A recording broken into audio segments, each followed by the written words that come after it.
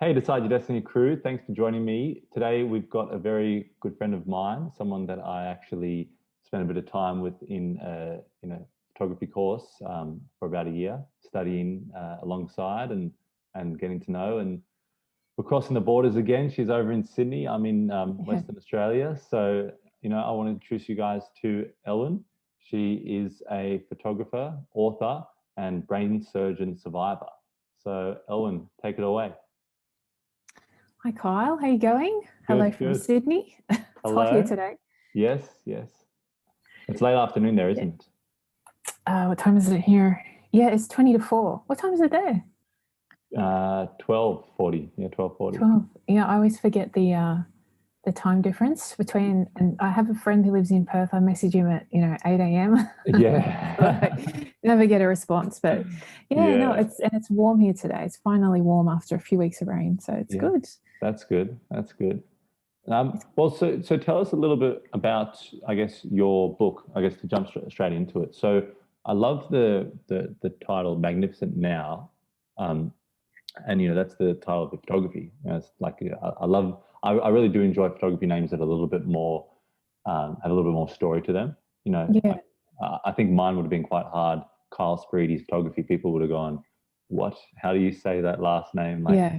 Like what's going on there?" And I think people, so many people today have so many interesting last names. But I just like when there's a different name to a business. So maybe you can Yeah. explain a little bit about where your name came from for your business.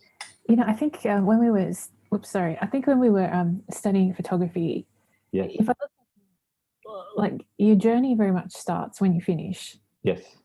Is it, you think you know what you want to do, but when you actually get out into the reality of it, Yeah. you try different things and, it's not the industry you thought it would be, or you can't get work in it, or it's not the kind of lifestyle that you want. Yes. So when we were studying photography, I really wanted to do fashion because I think it's, Yeah. it can be the most stylish and beautiful photography, and I love portraits. Yes. I do actually have Elyn Photography, which is my portrait business, but I Yes. don't put my surname because it's just too hard. Yeah. Yeah. And my first name, Elyn, Elyn, is hard enough. And I was like, just Elyn Photography for that. But Yeah. with this one, this all came about because about 3 years ago now, I quite just by chance, we found that I had a giant unruptured brain aneurysm. Wow. So when I say giant, it was I think 23 centimeters.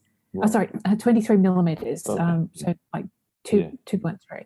So And yeah, yeah. they're normally about 3 to 4 millimeters Yeah. in Wow. size, aneurysms. And when they rupture, people can drop dead from them. You can be paralyzed. You can have a stroke. So the fact that mine was 23 centimeters, it was classified giant. I thought they were joking when they actually said giant, but apparently that's the medical term. Yes. Yeah. Yeah. So, Wow. so luckily found it by chance, and so I was able to sort of get booked in for brain surgery, where the only way that they could fix it was to pretty much go in and try and like clip it and cut it and get it out so that it didn't burst and I would have a brain bleed. Mm. So I had it was actually really terrifying being told, look, having anything that size in your head that shouldn't be there is really terrifying. But Yes. I had, I think, 5 weeks before I had to go in for the surgery. And in that 5 weeks, like I was terrified. Like I think I didn't breathe properly for about 3 days. I couldn't sleep. I wasn't having night sweats, things like that. And I just sort of, I needed some kind of, I guess you'd call it maybe a coping mechanism. Mm-hmm. But at the same time, it was, I thought, okay, well, I'm going to go through this. I want to go through it because I want to live and I don't want to just drop dead if it ruptures. Mm. So how am I going to get through this? And my way of getting through it was to focus on something positive every day. So it didn't have to be huge. It didn't have to be massive. I just wanted to take a photograph, usually on my phone or with my camera, of just something that I thought was beautiful or inspiring every day. Love that.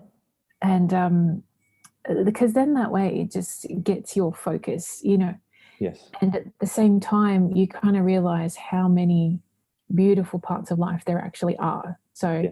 as an example, I would go to my favorite bookshop. I would go to my nearby park, and the light was really pretty in the trees that day. I would eat my favorite meal. I would go for a walk down by the harbour. So like all of these things, they're just small everyday things, but it just helped me to focus on the beautiful parts of life and just focusing in the moment. Yeah. So I don't know if you feel the same way, but as a photographer, like when I'm shooting, I am just so completely in the moment. Yes. Yeah. Exactly. Yeah. 100%. And I think that's so beautiful what you decided to do. Like you decided to take charge of that time and go, what is going to be that, that fish line that's going to keep me going, keep me positive, keep me focused. And it's going to be that positive, and changing the reality, because, I think especially we can look at today, people have so many different realities. I mean, I was just talking to someone before I got on with you, and they were chatting to me, and they were saying, oh, talking about truth. And I just said, well, people have all sorts of different truths, it's not, one person's going to be way over here and one person's going to be way over there. And, I think, and you can walk around Sydney and go, this place is grimy, it's dirty, it's ugly. Or you can walk around and go, wow, this place is beautiful, it's inspirational, it's lovely. And I think when you've got that camera in hand, there's something so beautiful about it that actually makes you look for, if it's a grimy scene, you want to capture it because there's something that grabs your attention, and you just get excited about your city or your whatever, wherever you are. Yeah. No, absolutely. I think for me, when I have a camera in my hand, the world just gets so much more interesting. Yeah. Because I'm going looking for something that's interesting. It doesn't necessarily have to be beautiful. It could be interesting patterns all over the footpath. Yeah. In the city. It could even be a scene which is not pretty as such, but it's just really interesting because of the way the light's playing or the shadows are kicking back, or or I think as well, like when you're on holidays, everything's beautiful to you because you're on holidays and you want to see everything fantastic about this city. Why can't you do that where you live? Yeah, that's so true. You take it, and I know when I took my camera on holidays, part of it was like a little bit of a concern, like because it was just after we finished our course, and I went to South America for the first time ever, and then I went. I've got family in South Africa, so I went back home to South Africa. So I visited those two places. South Africa first, went on a safari, traveled, and but there's a video where there's all these elephants, and they're recording this video, and you can just hear this click, click, click, click, click, and I'm just going like mad. And and then when I went to South America, it was the same thing. But those trips, I think for me, were so incredibly rich, and they still, I filled up hard drives. I took way too many photographs. Like I went nuts. Oh yeah. But as you do, but I just they were just so more incredibly rich, and I think you experienced the moments a lot more, and you experienced them in a lot higher of a present level, because you weren't thinking about, some family member that texted you something, or like negative, or maybe something bad about here. You're constantly engaged and interested. You're constantly engaged. And if you think about us as children, that's what we are. We're constantly engaged, we're constantly interested, we're constantly curious. Yes. You wouldn't have an elephant in front of you and go, and it blowing its trumpet and go, I'm bored, and jump on your phone or something like that. You'd be like, wow, and you'd be looking at its details, looking at every movement, looking at its tusks, really embracing it. So but the fascination is there. I think as adults we lose our fascination with things, and like having a little girl now, she's not far off being 2, but she, like, essentially she doesn't know what she's missing. Her whole world is what's around here, and everything is fascinating to her. When we go outside and we walk the road, and like it's all sticks, sticks are exciting and stuff like that. But I mean, I think, look, I love to travel, but we don't always have the opportunity. So, for example, like when I had the brain surgery, my recovery was like a minimum of a year. So I could physically function, but mentally I couldn't. It's hard to describe. Like, I think inside I knew what I was thinking, but I couldn't get it out necessarily with what I was saying, or I just had this fatigue Yeah. Like I couldn't read a book like I used to. Even if it was an easy read, I just couldn't mentally, stay focused on things. And so, I couldn't travel, and then you got hospital expenses and things like that. But I just thought, again, like there are times in life where we can't travel. So what do you do? Do you sit around saying, oh, I hate where I am, everything's boring, everything's crap, blah, blah, blah.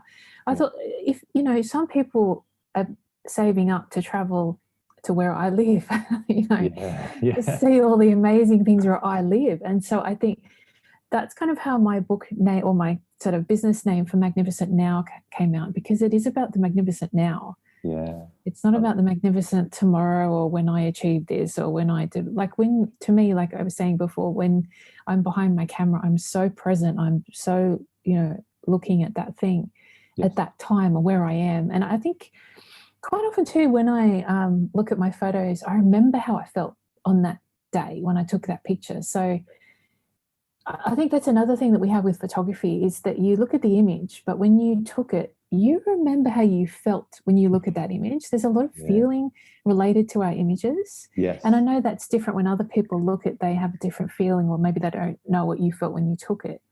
But what you were saying before as well about, the different truths. Yeah. There's no one truth. Yeah. Isn't it? Like they say, you get two people that will tell you what happened in a situation. You get two completely different realities. Exactly. And I think when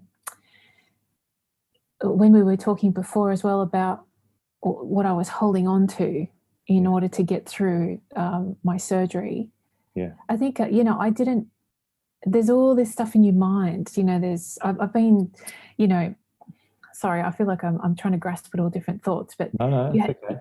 You have a consultation, and you have to have these conversations about, okay, well, in the surgery, this is what we're going to do. And, look, there's a possibility you could end up part paralyzed if something goes wrong in the surgery and you have a brain bleed. You could be completely and utterly shut down, like you're alive inside but dead physically. Yeah.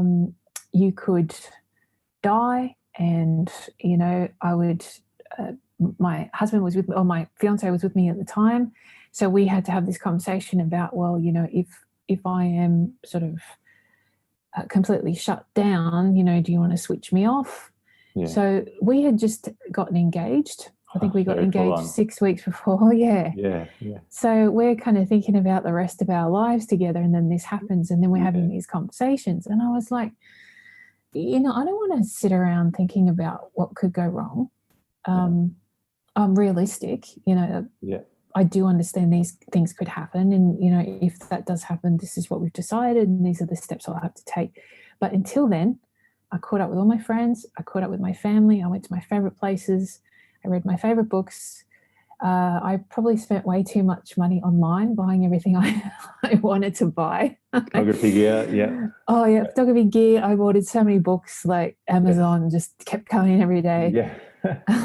You supported them, through their growth. I did, yes. But, I think my truth was, if you want to call it my truth, it was that, life is beautiful. I'm going to enjoy it however long I've got. Yeah. So that was sort of, and for me, it was like doing it through my camera, because I'm very much a creative person. So everything I do channels through creativity and somehow. Yes. So for me, it was photography, and that's how my book came about, because it was this place that I love. And I didn't grow up in Sydney. I actually came from a couple of hours north in a very quiet, sleepy coastal town that was actually, it was very restrictive and very negative when I was growing up there. Yeah. And I sort of couldn't get out fast enough. So I think when I was 19 and I came to Sydney, I was just in awe.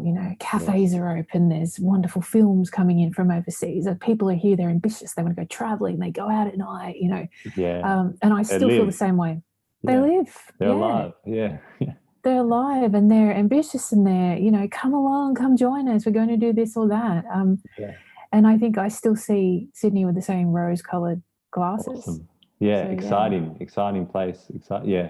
I mean, I know when I moved to Perth from Sydney, a lot of young people that I met, they said, my gosh, you moved from Sydney to Perth, like, what were you doing? Like, that's Yeah. Mecca, that's Mecca over there, Yeah. I was trying to tell people like, wow, like, but do you know what you have in Perth? Like, you've got so Yeah. much, like I can drive 5 minutes to the beach and then 15 minutes to the center of the city, and then Yeah. and my rent is like a third Yeah.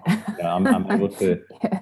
take the steps to make it out, and it's not all about that. I mean, like little things like the traffic as well. Like, I don't know, it was just such a thing that not seeing so many cars on the road was just like, it just made me so happy. Like, Yeah. it was Yeah. strange, but Yeah. and there were different things. I wanted a different change, but I was just trying to tell people, where you are is beautiful. Like, embrace this Mm. place. Like, yeah, it doesn't have everything. Yes, there's things that it needs to fix. Yes, there's problems that they need to sort out, and we need to sort out as a community and a government and a culture. Of course, but with that in mind, there's so much here to embrace. Yeah. And I think it's a balance. Like, if there's somewhere that you don't want to be, that's okay. Like, find somewhere else that you do want to be. Yeah. But at the same time, I think you have to kind of try and figure out where you're happy and where you're not. So, for example, I love everything cultural. So for me, being near the city, like, I've actually moved a little bit away from the city. I'm still in like the Sydney region, yes, but on the Central Coast, there weren't galleries, there weren't bookstores. Movies came 6 to 8 weeks after they were showing in Sydney, and we're only like 90 minutes away. yeah, But it was just, nothing was open and things like that. So I needed to be somewhere that was a little bit more cultural, I guess. yes, But at the same time, I can appreciate the beauty of the Central Coast, but do I want to live there? No, I don't, because Yeah. I need to find somewhere where I fit. yeah, But, I used to live very close to the city, and I was just like, God, I can never get a car space when I go home, and it's always busy and blah, blah, blah. So I've now moved and I'm surrounded by trees, but then I'm still only half an hour from the city. oh, beautiful, yeah, Yeah. So I yes, think it's kind of like, it's appreciating where you are, but it's also understanding when you need to get out and need to move on or just make a change, because otherwise you do end up getting really miserable because you're like, nothing happens here, I hate it. And I don't want to be that kind of person. I'd rather like try and find where I want to be. yeah, And then like Sydney's got its problems. It is well, everywhere has its problems, yes, really. yeah, But this All is work where I in want to progress. be.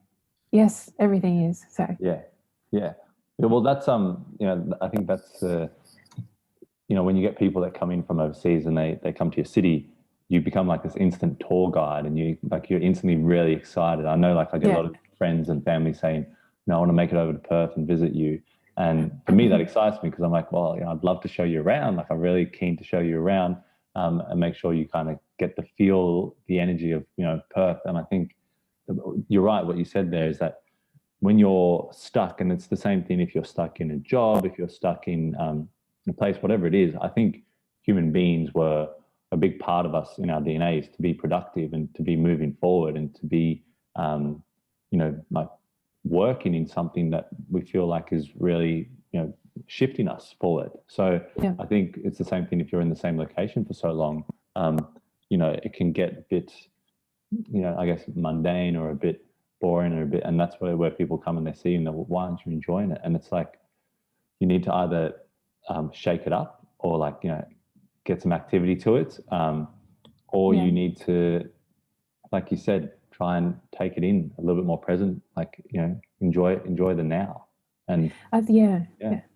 I think it's also about perception again. So, if you're stuck where you are, you can try and change your perception by yes, like doing what I did, go out with your camera, trying to find something beautiful every day, something simple, something that's interesting to you, something purple, something red, there's so many different like projects that you could do, or, or go out and try a different cafe each day, get a cup of coffee at a different cafe each day, if that's what you like to do, or explore a new area in your suburb. So there's like ways you can change your perception. But I think as well, I'm very, to me, one of my biggest traits is proactivity. So, I just think if you're not happy somewhere, just think about, how you can change it. So, I mean, I've known people who are miserable in their jobs, and this is, 10 years going, 20 years going, and And, some people will say, oh, I can't afford to leave, or, like I really would like to do something else, but I can't do it. Whereas to me, like being positive, if you will, is being proactive. So for example, if you want to, if you can't afford to actually move from what you're doing, can you come up with a savings plan so that you can put something away each week? Maybe it's not having a coffee every day, it's just putting that away. Or, for example, one of my friends, she was so under the hammer in her job. But then, she'd say, look, I've got no skills. I can't, no one else will employ me. And I just thought, she was selling herself short to start with, but then I just thought, there's all kinds of TAFE courses that you can do at night. Yeah. And there's a lot of online courses that you can do on how to sort of get new computer skills and stuff like that. Yes. So, if you just chip away at that, once or twice a week for 6 months, in 6 months' time, little by little, you've upskilled. Yeah. And then you can move forward, like coming up with a plan to actually move forward and get out of that. To me, that's like positively affecting your negative situation. Yes, exactly.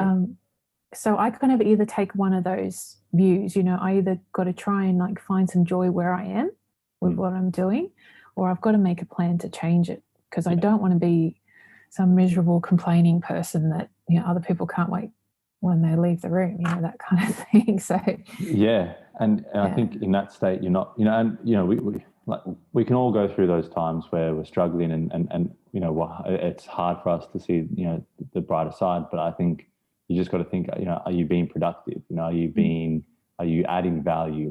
Adding value is not just a saying for business or for, I think adding value is just a way of like life. That's the way I look at it. What value adding, and I don't look at it as like a chore. I just look at it, let me be conscious, I'm entering this room. Am I bringing the room down, or am I building the room up? Am I getting the worst out of people, or am I trying to get the best out of people? And I think it's important. And we have so many opportunities. Like you said, people can study night courses. They can do so many different things. And it's so good to have someone like you, a friend like you, that can shift someone out of that mindset.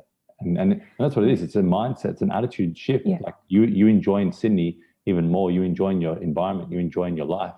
It's literally an attitude change. And once you start playing with that and working it out and go, I got up all flat, and then I changed my attitude, and then you go, oh, yeah, maybe I can do that. Maybe I can do this. And then you just start building momentum.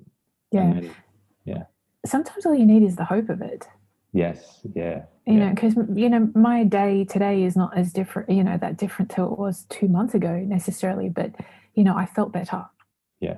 And that alone sometimes is enough. And I think what you were saying before about when you enter a room and, can you lift it up or drag it down? I think it's being sensitive to how you're affecting other people. Yeah. Because we really do affect other people. And I don't know how often people think about that.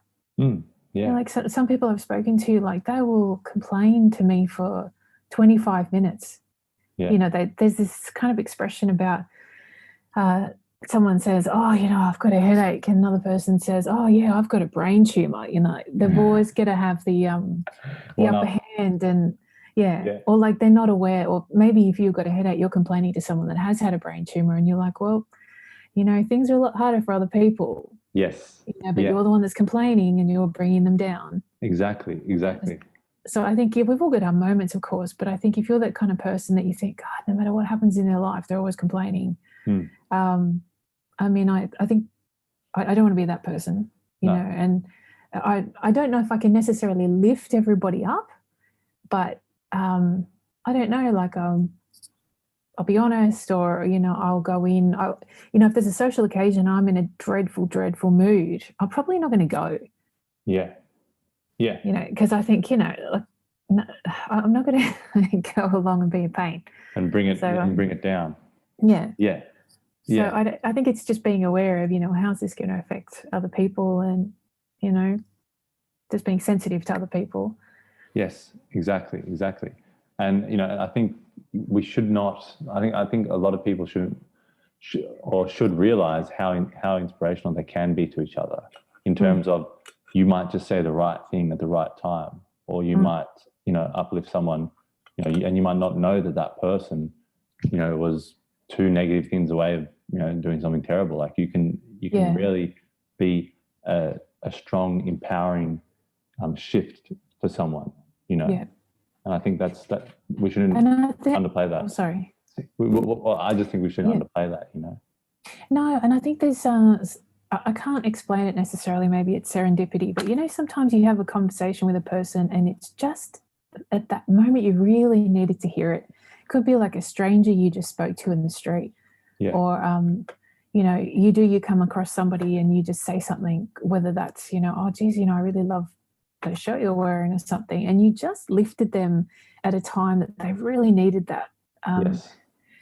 So I mean, I've experienced that a lot, and I think there's some truth in it that you know, those little things can sometimes be at a time when somebody really needs it. I think that's important.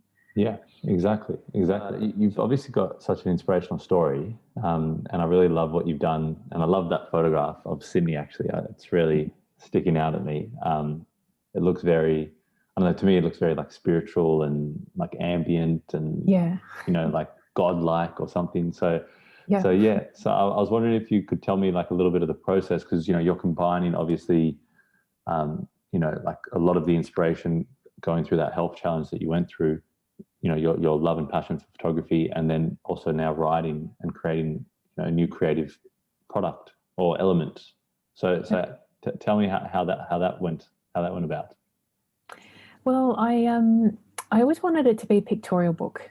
Yes. I guess, you know, you might as well pursue what you love. And so for me, books and having it as a pictorial book was what I was most passionate about. But I felt as well like I wanted to make it a bit more personal and have just a few pages of sort of describing what I love about Sydney or my experiences in Sydney in each one of those chapters. Yeah. So I've got 9 chapters. There's just a few pages at the front of each one sort of describing memories I have, or like, why did I photograph this topic? So for example, I have a chapter on light. So I think one of the most magnificent things about Sydney is that we have incredible light. Yeah. And we also have quite amazing storms in Sydney too, because we're sort of tropical. Yes. So I have a lot of pictures of different lighting situations over the harbour. Some of it's fog, some of it's like heavy storm, some of it's that beautiful sort of quintessential Sydney sunlight that you get bright and blue. But then also like sunset there is gorgeous. It's pink, it's purple, it's those beautiful dark colours. So I wanted to sort of write a little bit about, you know, why did I put this chapter in the book?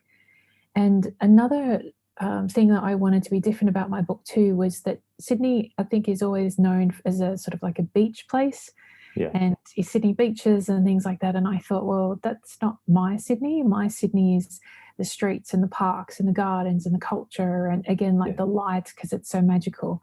Yes. So and I would sort of write about my memories, you know, like why did I go to that street, or you know, what was exciting about it. Yes. That's so it was predominantly pictorial, but I just felt like the writing would complement the actual. So that's why I sort of went down that route. Beautiful. And did you meet, I guess, a lot of interesting like people as you went around? Like, so maybe, you know, you might be going out to the same location over and over again. You might see an older lady who spends a lot of time at this park, you know, and she's got some sort of history or some story to it, or, you know, you meet some man, or like, were you able to engage with people as you went around, or was it more of an environment, landscape, like sort of project? To be honest, it was very much like landscape and environment, but I've photographed people and they're also in the book too, but I like to be a bit more of a voyeur.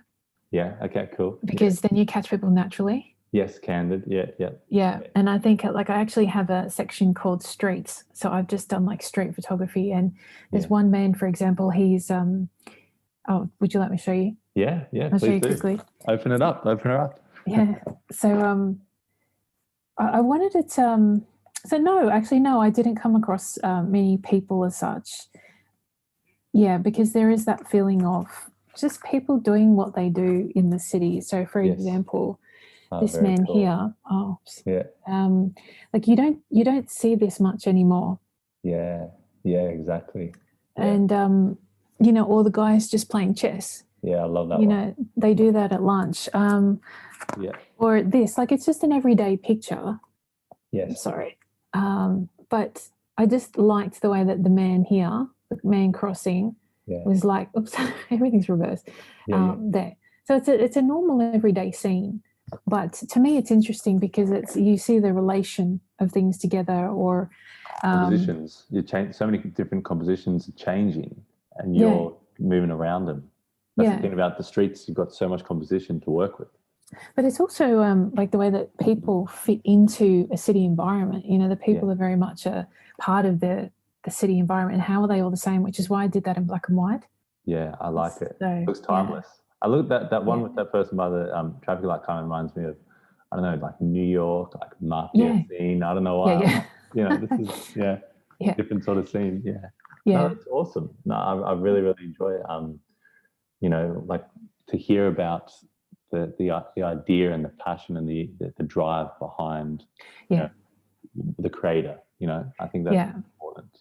I used to get really frustrated when I was little, and I would go to the art gallery with my mum, and I would like a painting or a photograph, but I didn't really know what was going on. And you'd look at the title and it was called Untitled. Yeah. I used to get really annoyed at that because I thought, throw me a bone. Yeah. Give me a bit of a hint. So I think, and I think these days we live in a society where we're really interested in like what people are thinking about, what's behind the scenes, Yes. It brings it to life. Yeah, exactly. Well, I think we're a lot more interested in the real and the raw and and that sort of stuff. I mean, reality TV is huge. I mean, but I think my opinion is that people watch reality TV in general to kind of go, oh well, at least I'm not that wild. But But I think in general, I think that the consensus, especially over the last year and a half, like people really want to see the real, like the behind the scenes, the not the photoshopped, beautiful, pretty, scripted, delivery of information. They kind of want to see, well, who's on the ground. And I always remember when I was young, I really got interested into Vice Media. I think now they're a part of another company, but they were very independent when I was really interested into them. And what I was interested in about was that they would go to Venezuela and they'd be on the streets and there'd be these huge riots and they'd be getting hit by rubber bullets and they'd be reporting, but they would be literally there, like going, this is what's happening, or another place, and they were very much involved in it, and they'd give different news, and my grandparents would watch news for a long time in media, and they wanted to be informed, and I totally respected that. However, for me, I was like, I wanted to see, like you said, like more behind the scenes, more of what's going on in the world. What's like this segment can't be the whole world. There's got to be something happening in Venezuela or somewhere else in the world. So I really liked Vice Media for that, and I love like photojournalism for that. Like people that go into North Korea and they take photographs. Like this one guy that went into North Korea and he took photographs and he made it out. But he's got this like collection of photographs, and there's not a huge library of them, but like there's good 40 images that just show you like, wow, this is a totally different world. I really love street and photojournalism for that. I think that was one thing that I was going to look into was like photojournalism. Reportage sort of works, but depending on how my life went, I would love to go on to the Middle East or different sort of places and just photograph these sorts of moments. And I always remember that story of the Viet Con with the weapon at the head of the Viet. Yeah, I think we learned about it in TAFE, and I think that was such a good lesson because that photo changed all of the US's kind of perspective on the war and really kind of ignited them to kind of pull out of out of that war. So when I look at that and the power of a photograph, that's what really excites me. I was just thinking that too, like that's powerful. It's no matter how many times you see it, you can't help but feel something when you see that picture. And I think maybe it all comes from a human need we have to sort of firstly, like for images not to be so polished. Like I think we need to know, we're okay. Because every time you see images that are just even say the models in the magazines, even they don't look like that. Yeah, yeah. You know, they've been so photoshopped, even they don't look like that in real life. And I think when we see things that are real or behind the scenes, it reassures us that we're okay. Like things are bad elsewhere, things are bad here. It's okay. Like life is hard sometimes. Yeah. Or it's like, yeah, okay, she gets a breakout on her skin as well, or she has bad days too. And yeah, like so much of what we see is edited. Yes. And yeah, sometimes like you need, I mean, stuff like photojournalism, that's some of it's hard to see and hard to stomach, but at the same time, it's important we get a realistic view of what's going on and not like, did you ever see Good Morning Vietnam? No. There's a section in it where like he reads out the news and a whole bunch of news comes in and sections of it are crossed out. You can't tell them this, you can't tell them that, can't tell them that, can't tell them that about what's going on in the war. Because they don't want to cause people to panic. Yes. And he's like, you know, a bomb just went off. You have to tell people so they can get out of this area. Yeah. So and they're save like, lives. Yeah. And they're like, no, like you can't say that. You can't put this out there on the radio. So I always think of it like that. There's someone behind the scenes saying, no, don't share that. Don't report this. Don't report that. Yeah. But we need to know. We need to know some of it. Yeah. Yeah. And I think for you to be like a well-rounded, I think valuable asset to society or to your family or to people, you need to have a well-rounded view. You can't have I would say that it would be very challenging for you to have a view of this is my reality or only this happens, only bunny rabbits exist, only whatever. Once you become an adult, of course, I want your children to think that only bunny rabbits exist for now. Yeah. But you know what I'm saying? Like as you get older and you can stomach those sorts of things and those documentaries and those photos, and you're right, because some of them are very hard to take. But that's a part of our world. That's a part of us all. That's what's happening. That's what's happening. This crime has happened to this group, and it's not only happened to this group, it's happened to these 12 other different groups, and this is something that we need to understand about humanity. And we need to understand that if we just, keep going along with the hate and saying, or victimhood, and it's only us that we're, then we're going to just keep perpetrating that sort of routine. But if we look at it and go, well, we've got to stop this harm thing, or we've got to stop this, I think what we were talking about before about changing your perception. Yeah. If you see a photograph like that one with the gun to the man's head. Yeah. Like, how does that make you feel about war and invasion? Yeah. Just like straight away, you're just like, okay, this is not right. Yeah, exactly. There's nothing glorifying about war or being a hero. When you see something like that, you're like, oh, okay, this is just humans killing humans, and it's really hard to look at. So I think, and then it changes your perception, then it changes who you vote for, and then that changes the world, if you will. So I think some things are hard to stomach, but as an adult, I think you can do good things to help from seeing that. Well, it's like, and I think that's something you realize with information now. I think if I look even back a couple of years ago, the options people had for like the amount of businesses that you would have in Australia that you could have as homegrown, or platforms, or things like Patreon, like these things that come out, like the diversity of them, that you've seen them in the last few years. I think that's also made people go, okay, let me vote with my dollar. Who am I going to buy local? Am I going to support this thing with this product, or am I going to support that thing? And I think it's made people a lot more humanitarian, sort of aware, and really thinking about it, which is a good place to be, really considering, is that right? Is this right? Is that wrong?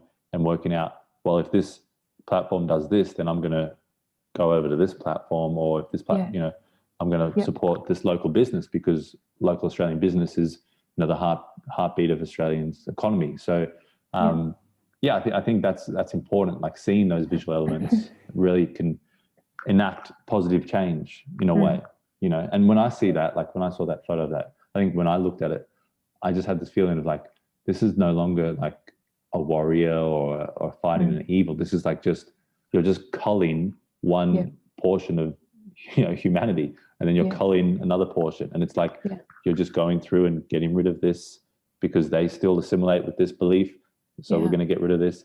And it's just it's the tragedy. But I think photography really, that course, in a way, one of its side positive things that it allowed me to see was a real open heart to humanitarians and real understanding of our world and what we've all done, or what has been done on this planet.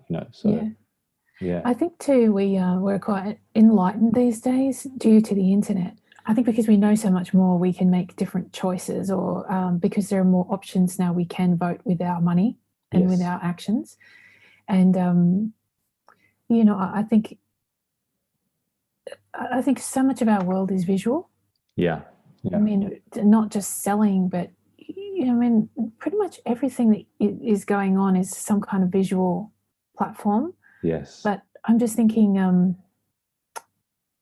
it's kind of, when I think of, like, you see war images or things like that, you think we're just going around in circles. Every generation sort of has their own terrible war, and then the next generation will have their own terrible war. Like, when does it get to a point, hopefully with photography showing all this kind of thing?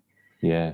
It's been 100 years of, like, how many more times do we need to go through this? People need to get killed and again. Like, prior to that, say in the I think it was like the 1800s and 1700s, paintings and things were commissioned to glorify war.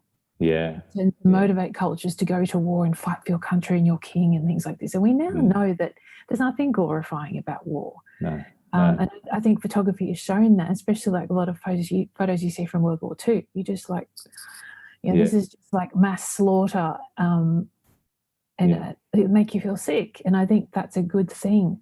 Yeah. Because it'll hopefully, inspires you to say, look, no, like, no more. Yeah, no exactly. more wars.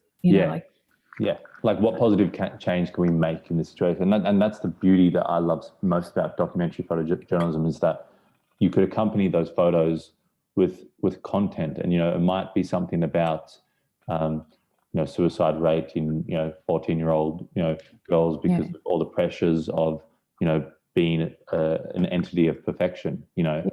So someone might do photographs and show the heavy amount of makeup the woman's putting, the girl's putting on, or and really those photographs that are powerful, the ones that really exaggerate and show the extreme sides, so maybe for most people it's not like that. For most 14-year-olds it's not, but it's really highlighting that culture and that problem. It's like putting a spotlight over the tumor or the bug or whatever's going on. It's like putting the spotlight over and going, all right, we need to see it visually first before we can then address it as a culture. I think that's the beauty and the importance. I mean, photography and video and like visual elements and writing, these creative elements, they can, painting, it can create so much beauty. It can create like your book has created like more appreciation for where you live.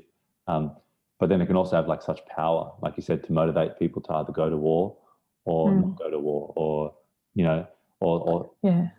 think about these social impacts that are having on younger generations. And I think primarily, even though we are intellectual and we have knowledge and things like that, ultimately beneath we're emotional people. Even people that come across that sort of know, completely studied and wise and intellectual people, politicians, whatever it is, ultimately people, I think, are just naturally very emotional. So if, you do see photographs of horrific situations, you feel something when you look at them. You feel horrified or disgusted or afraid, or you just feel something terrible. But then on the flip side, I look at pictorial books and I feel so excited. I see I have a lot of pictorial books on Italy. I love Italy. I think it's such a beautiful place. And there's a lot of grungy places in Italy. It's old, it's dirty. Every country has poorer areas that you don't go to because they're rough or unsafe, whatever it is. But like when you look at beautiful imagery, it can lift your spirits. It can motivate you to travel to a certain place or pursue a certain thing. and it can have the opposite effect. And I think that's really is the power of photography, because we also believe it's real what we're looking at. Yes, exactly. Yeah, for the most part. Yeah, you're right. I mean, the emotion side is such an important point. I'm reading a book at the moment with a gentleman that spent, I think, 8 years serving in the army, and he said that at times in the army, you had to be very composed and try, but there were times where he just had to walk behind a tent and just ooze out the emotion, because it's just such a weight, and even the most disciplined and whipped and trained and like perfected in terms of physical and mental strength specimens, like they also find it hard, when things get very emotionally overwhelming. Of course. Yeah. I think that's our humanity, is our ability to feel these things, and to process them. Yeah. And I mean, all animals do have these feelings too, but I think as human beings, if we shut that side of ourselves down, we're shutting down our humanity. And, if we're sort of coming back to that same theme of changing your perception and, affecting things positively or deciding your destiny, it all again comes down to emotion. Yes. Yeah. So, we don't make life changes because we just think, it could be all right. Yeah. We make life changes because I'm so sick of this, or, look at that, it looks so amazing, I want to travel there. It's all emotion. Everything is driven by emotion, or fear as well. Yeah. You're scared of, this happening, so I'm going to make sure I do this instead. And, so I think if we don't acknowledge that, and we don't acknowledge whatever feelings we have, like they are guiding us in many ways if we interpret them well. Yeah, and behavior, I think, really besets action. Your behavior towards something, your like your attitude, your behavior towards something, like that's going to shift you towards it or away from it. Yeah. So I guess to finish up, I just want to ask you, Elyn, one important question for the community. What does deciding your destiny mean to you? I think we've kind of covered, changing perspective and a lot of this, but if you could, I guess, put it to someone, say maybe a younger generation who's wanting to maybe pursue photography or write a book, something like that, what would deciding your destiny mean to you? Decide your destiny to me means being proactive. So I often hear people say, I'd like to do this, I'd like to do that, I would like to have written a book, I would like to have gone to America. Your destiny is not going to happen if you're not proactive. And it can be little things every day, it can be big things. So for me, sort of being proactive, going in the direction you want to go in, that is deciding your destiny. Yes. And maybe the step before that would be just spending time with yourself and figuring out what you want, what you feel, what you want, what you need, and then being proactive and taking little steps every day towards where you want to be and what you want to do, because it's just a matter of time then. Yeah. And those steps, those small steps adding up. Yeah. Yeah. I mean, everything is small steps, I think. Yeah.